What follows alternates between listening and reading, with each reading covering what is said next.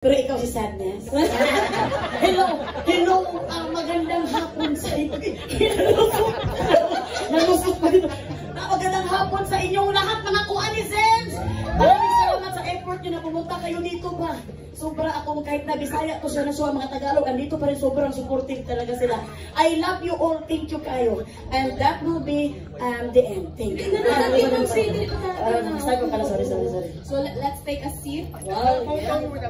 Photo. Sayang ang dress. Go on, let me borrow that. Pamay na lang po ng yellow dress. Mine yellow dress. And code po natin Melay. Melay mine 1, 2, 3, 1, 2, 3. Melay tuan 1, 2, 3, 1, 2, 3. Boge. Oh, next side yun din siya. Oh. Ang ganda ng kulot. Isa pa. One. Ay. On the other side. Ay, boge. Ba't ka ayos ka, Lahat ng degrees. Hindi rin na okay naman siya. Okay na. Daghang salamat. Salamat kayo sa inyo ba? Nag-aksayaw kayo ng oras sa akin ba? Salamat. Hindi nyo na nalabahan yung mga kuan nyo. Labunon nyo dahil sa akin. Thank you so much talaga. Thank you. Nindot kayo bang sa imong kuan ba? Oo, kandi na-amaze talaga ko. Pagpasok ko pa doon, akala ko talaga ano ba? First of all, thank you so much, Direk Lauren, my daddy long legs talaga. Grabe si Direk Lauren. Uy, siya ang unang naniwala sa akin hanggang dito, hanggang dulo. Naniwala pa rin siya kahit wala naman talagang dapat paniwalaan. Sorry. Direk, I love you. Kahit tapos talagang pinili ko talaga yung pinaka-favorite ko, ang Bisaya talaga. So, thank you so much, Direk. At sa lahat ng mga nag-isip nito, thank you so much. Sir Alex, thank you.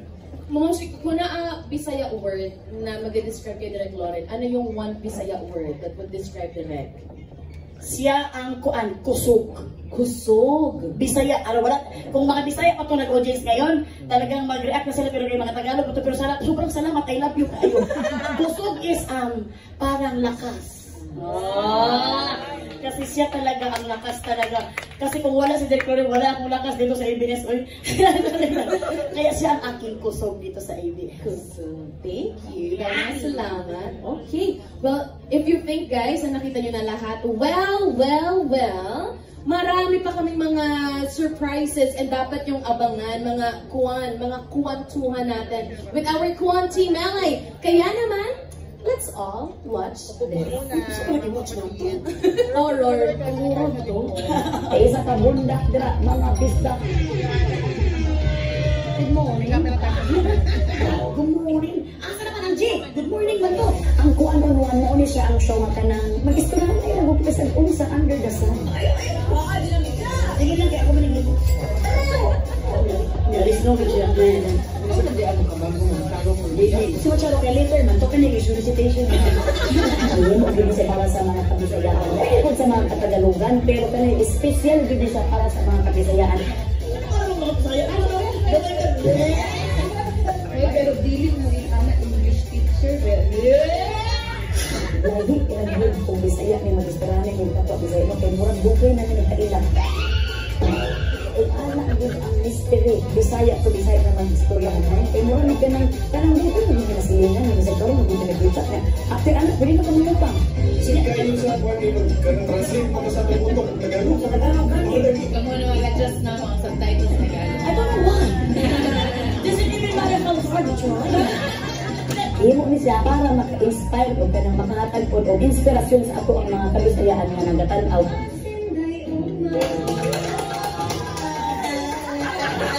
Habang wala ba?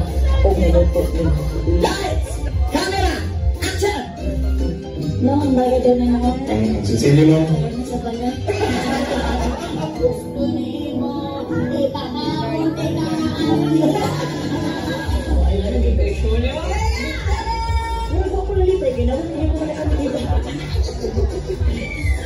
Kuan on One, streaming on YouTube, I Want TFC.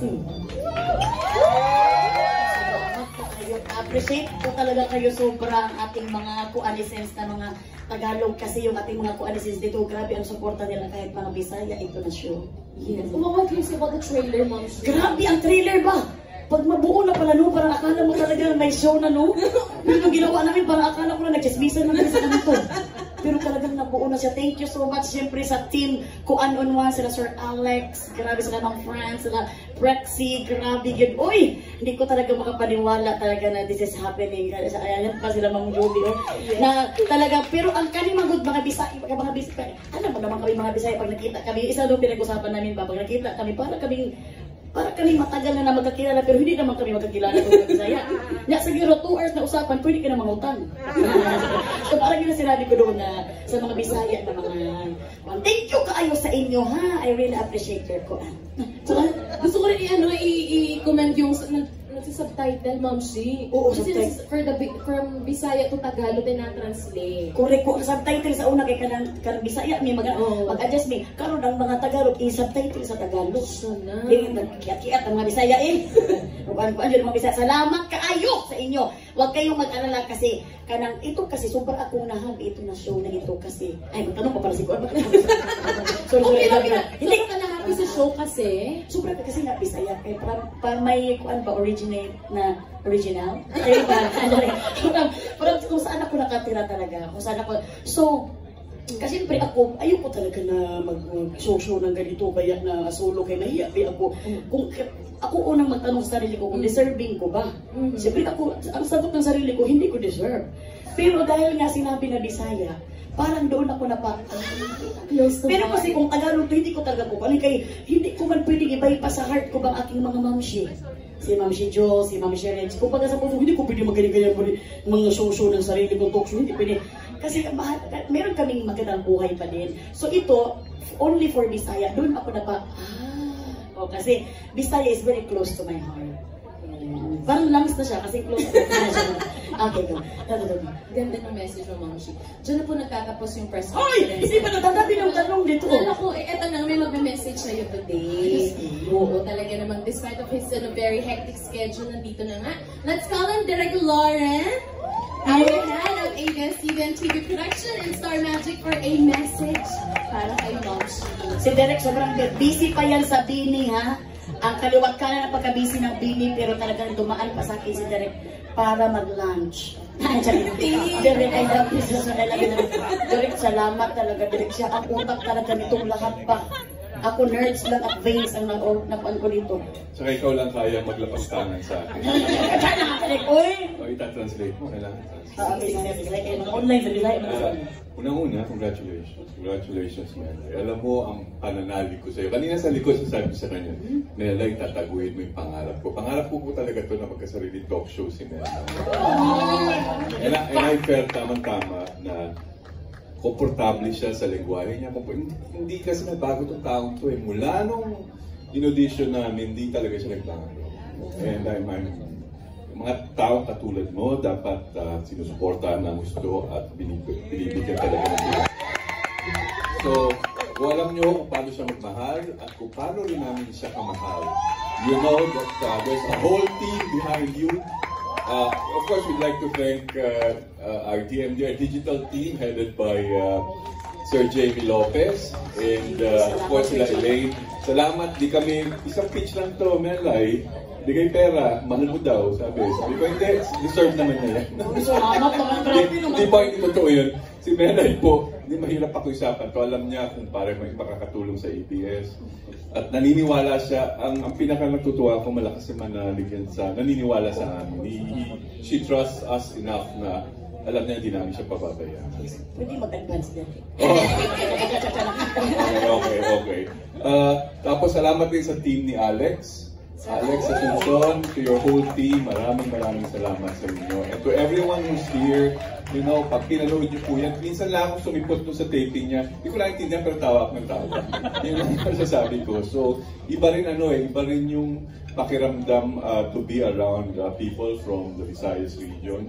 Iba, mababait sila, malambing sila, nakakatuwa sila, at maalaga sila. So much of it. So daghang salamat sa lahat po, and on behalf of Melay, maraming salamat po sa inyong lahat. And we promise, hindi ito matatapos ng basta-basta.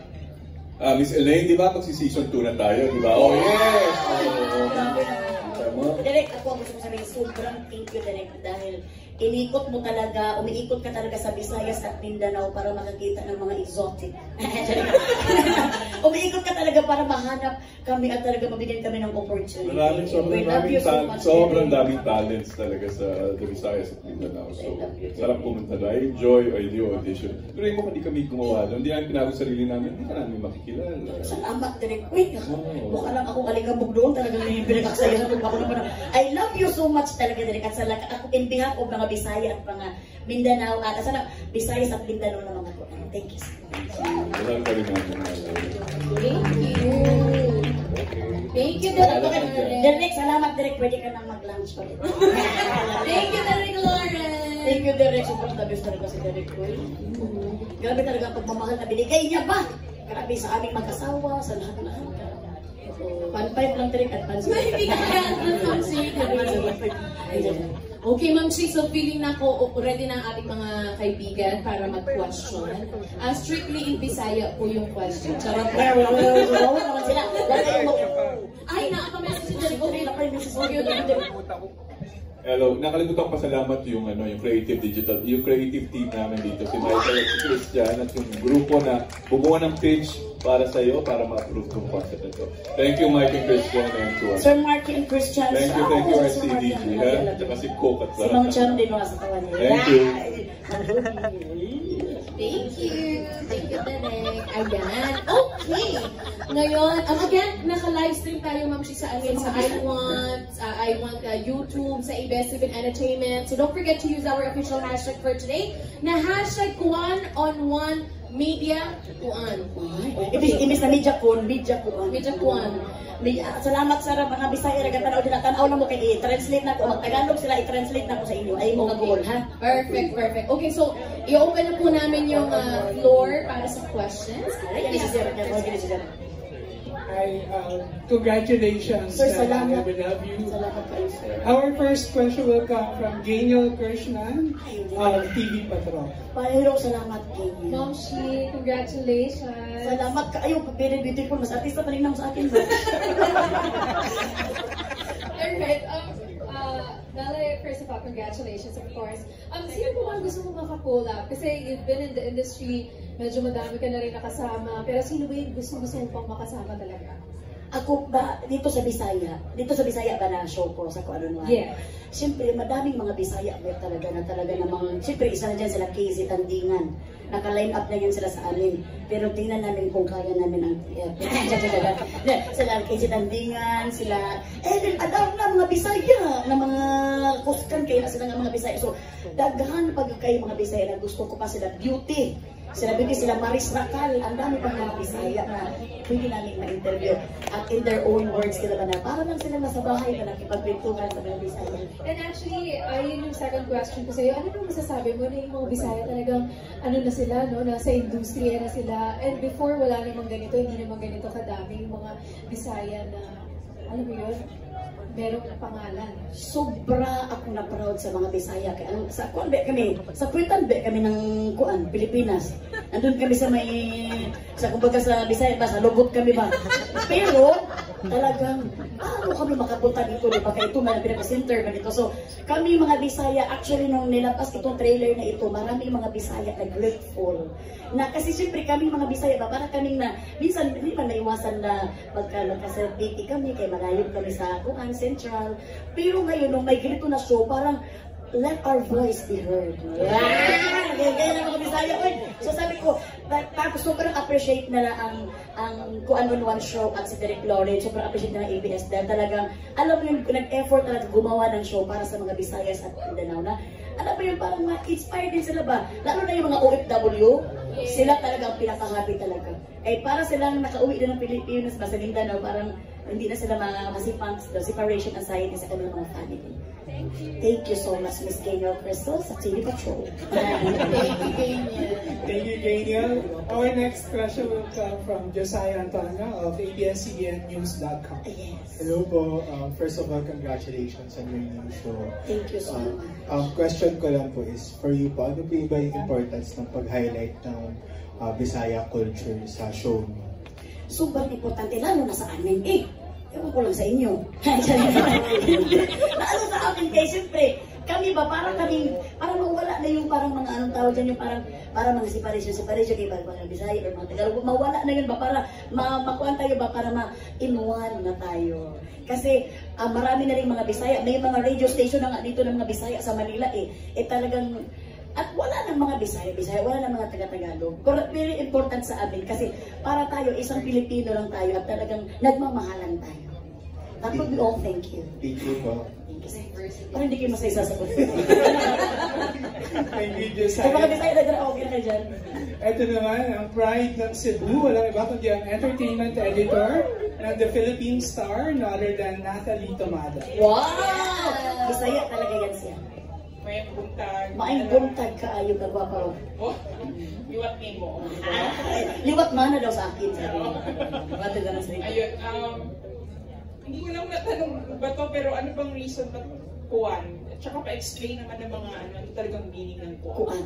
Kasi ito nga, sa kaming mga Bisaya talaga, pag hindi namin ma-explain yung gusto namin sabihin, para siyang, ang kuan ba is parang malaking tulong talaga. Tama yung sinabi ni Nikki na, filler siya ba? Sa mukha. Hindi.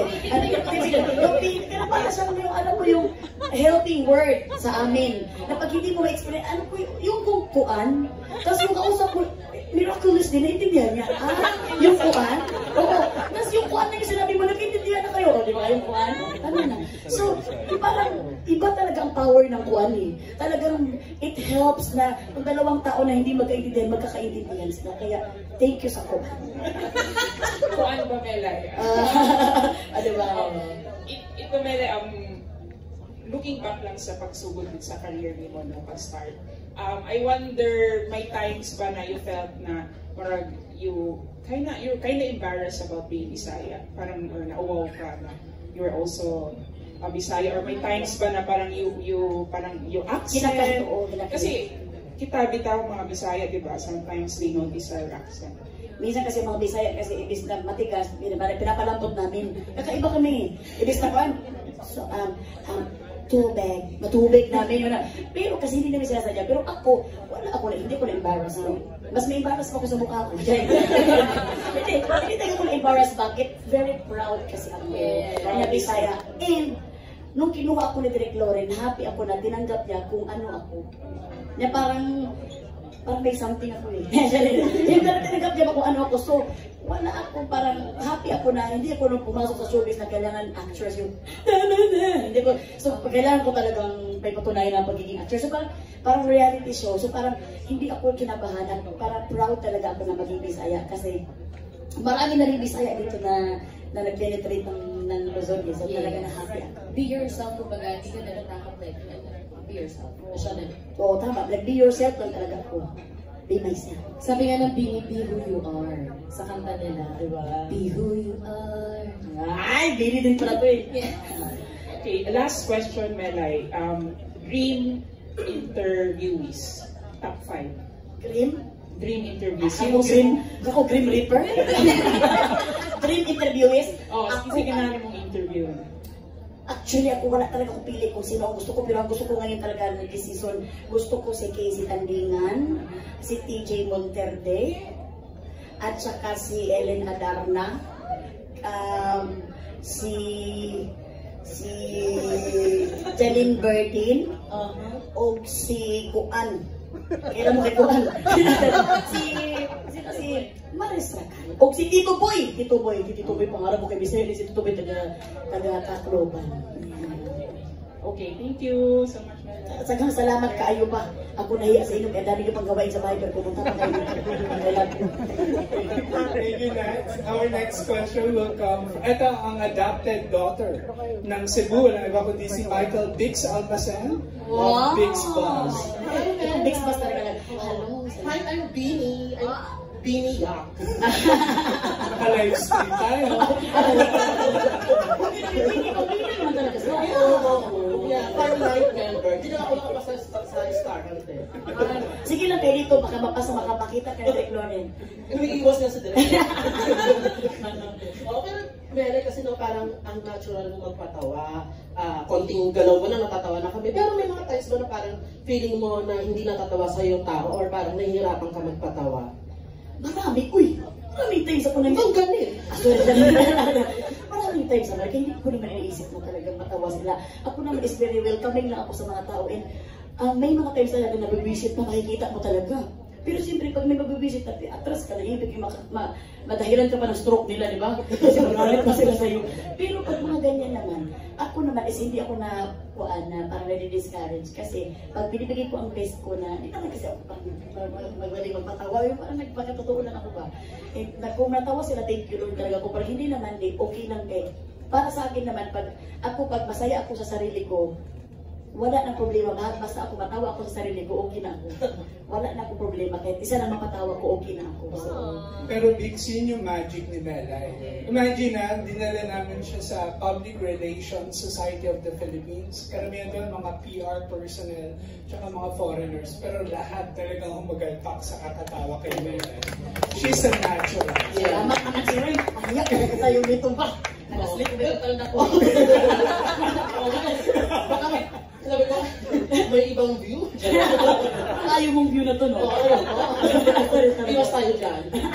Pero Melay, thankful kami kasi kasi ano ba pag feeling namin we're down, ako pinapanood ko lang yung mga video mo yung sa PBB, yung kulitan ninyo ni Jericho, ni Jason, at natatawa naman kami, hindi nakakasawa yung tawa sa mga tao.